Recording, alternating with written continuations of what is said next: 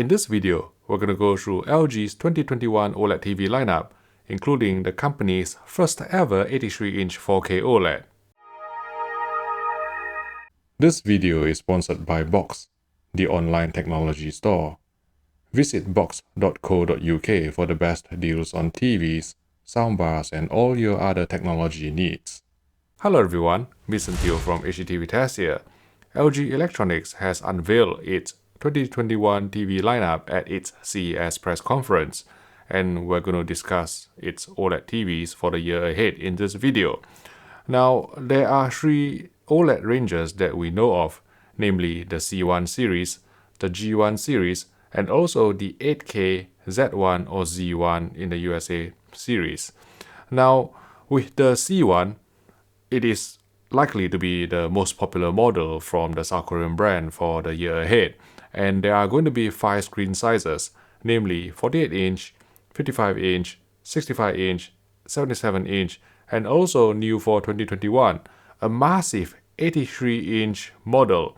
So it will be good news for those of you who have been wanting larger OLEDs than the 77-inch version, but still can't quite stretch yourself to pay £30,000 for the 88-inch 8K OLED. So from that point of view, I think it is a good move by LG Electronics to begin to try to compete in terms of size with LED LCDs. Obviously, it will be more expensive, but I think most of you will have some spare cash at home wanting to pay for a really large sized OLED because you're not going to be spending money traveling, you're not going to be going on cruises and stuff like that. So from that point of view, I think the 83-inch C1 will be quite popular. Now let's talk about the G1 series. Traditionally, the G series has similar picture quality to the C series because let's say last year, the only thing that differentiated the G10 or GX from the step-down C10 or CX is basically the flushed wall mount gallery design and also the speaker. So it is only the speaker and the design that is different between the CX and also the GX. But this year, there is going to be a picture quality difference because the G1 will be equipped with a OLED panel that is going to be brighter. So the G1 series will be capable of even higher peak brightness and even brighter APL, average picture level, than the C1 series, providing a step up in picture quality and potentially more impactful HDR. Now, the G1 series will be available in 55-inch, 65-inch, and also 77-inch version. But if you want this superior panel, which incidentally has been marketed by LG Electronics as OLED Evo, Evo standing for evolution. So I think they have introduced their OLED TVs back in maybe 2013, and then in 2015 they started with HDR, and this year they are calling their bright OLED panel G1 series OLED Evo, which means the next step up in the evolution of OLED panels, and it will be available in 55, 65, and 77 inches. But that does mean that if you want an 83-inch OLED, it won't come equipped with the bright OLED Evo panel from LG Electronics. You have to source it from someone else. Whereas if you want the OLED Evo panel, the maximum size that you can go up to is 77 inches. So just bear that in mind from the point of view of the OLED TV offerings from LG Electronics for the year ahead. So after that, we go to the frankly astronomical 8K OLED series. So the Z1 will be available in a 77-inch model and also an 88-inch model. And from the diagrams that I saw, the 88-inch 8K OLED from LG Electronics is still going to be using the rectangular stand, fixed stand that we've seen on the Z9 and also the Z10 or ZX. Again, I don't think it is something that will worry you excessively unless you're buying an 8K OLED with £13,000 of course. So those are the key OLED ranges, let's talk about what's under the hood for all these OLED TVs from LG for 2021. The first thing is obviously the processor, and the company has come up with the term of Alpha 9 generation for AI processor for its SoC for 2021. Now, the term AI, again, is similar to what many other manufacturers have actually highlighted and shown at CES. So from LG's point of view, there will be an AI picture preset where the AI processor will be working to detect the specific genre, decide on the scene, and then apply the appropriate processing, not only in terms of picture, but also in terms of sound, to provide a better experience for the end user without them needing to do too much. So a few examples that they gave is that, let's say if you were watching a movie, then the genre will be selected as movie, and then the sound will be upmixed to 5.1, 4.2, and there will be some detection of whether the scene is a nighttime scene or a daytime scene or a city scene, and then they will be selectively sharpening certain objects. Whereas let's say if you are watching sports, then the AI will detect that it is a sports scene and maybe apply some OLED Motion Pro as well, which is the company's name for black frame insertion. And the third example that they gave is, let's say if it is a news program, it will be detected as the news genre, and then there will be some upscaling of the text to make it clearer, because with news you can see some news ticker running under the screen most of the time. And also the clear voice function will be activated to make the presenters' voices clearer, to make dialogue clearer, more audible to you, the end user. So those are the three genre selection examples that LG has given in a briefing. And also, as part of the AI Sound Pro technology, there is also auto volume leveling. And this auto volume leveling works across apps rather than just within a program itself. So for example, if you are watching television program off air, from broadcast, and then the advert is too loud, obviously the auto volume leveling will try and quieten it down in line with what you have been listening to before. But even after you switch to, let's say, Netflix to watch a program, even if the initial Netflix sound is too loud, it will be suppressed and brought in line with what you have been listening before. So it works across apps and programs, which I think is a step up from what auto volume leveling has been in the past, which is limited to only one input source or one program. So that is from the AI processor point of view.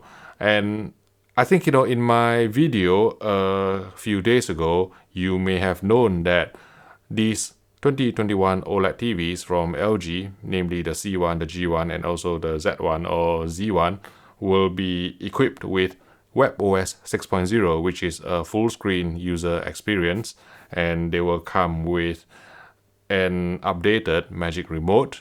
Again, I've covered this in another video, so I won't actually try to go through it again, but in essence, the Magic Remote has been slimmed down, and there are hotkeys, including to Disney Plus, which obviously is one of the biggest streaming service currently. And there will also be Magic Tap NFC functionality on the remote itself, so you can tap an NFC enabled phone to the remote control, and this will cast whatever content on the phone to the television, which is pretty nifty if you ask me. And then what I was interested in is the gaming function, because specifically LG has also set up a game optimizer menu, and I don't think I'm actually allowed to republish or reproduce the particular presentation slide, but I shall just try and talk through it, what I saw on the slide. So the game optimizer menu will occupy the left side of the screen. You can turn it on or off, and inside it, there are certain submenus, including genre selection, including VRR, including the input source, and there are various settings that you can actually toggle, including AI game sound as well. But what interested me was that I saw a true motion setting being available in the game optimizer menu. So to me, this says that perhaps LG has started allowing motion compensated frame interpolation or perhaps black frame insertion to be allowed in game mode.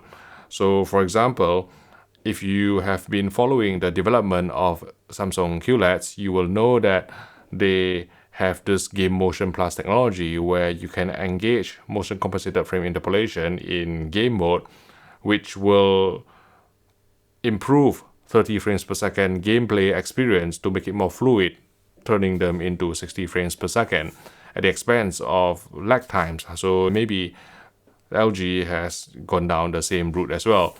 And also down at the bottom of the game optimizer menu, I saw some settings to tweak the dark area. Again, this to me may be signifying a setting to brighten the near black so that you can see more enemies crouching in the dark, camping, trying to gun you down or something. So maybe that might be helpful for your first-person shooter competitive gameplay. And again, I saw under the input submenu that VRR and G-SYNC is listed as one item and AMD FreeSync Premium is listed as another item. This to me says that the way you engage AMD FreeSync Premium is still similar to 2020 models, in the sense that if you engage AMD FreeSync Premium, then you will lose Dolby Vision support. But again, until we get our hands on an LG C1 or maybe even a G1 to test, we will not know for sure. But that is why I think there are two separate lines under input. So you can either choose VRR and G-SYNC, which means Open Standard HDMI 4 and VRR, or NVIDIA G-SYNC. That's one item, and the other item is AMD FreeSync Premium. And there is also another setting within the game optimizer menu to reduce blue light. You can select different levels. I only saw level 1, but what LG is also trying to do is to promote these OLEDs as being better for eye comfort by cutting down the amount of blue light that is emitted, which is apparently harmful to your eyes and may disturb your sleep patterns, which is why many phone manufacturers have started putting in warm mode and night mode and things like that. But as far as I'm concerned, if you get your TV calibrated close to D65 white point, which is the standard used within the film and broadcast and increasingly game industry, I don't think you really need to use this reduced blue light function any further, because what that will do will be to make the image too warm, too yellow. And some of you are already complaining that D65 white, which to me looks perfectly natural, is already like yellow piss.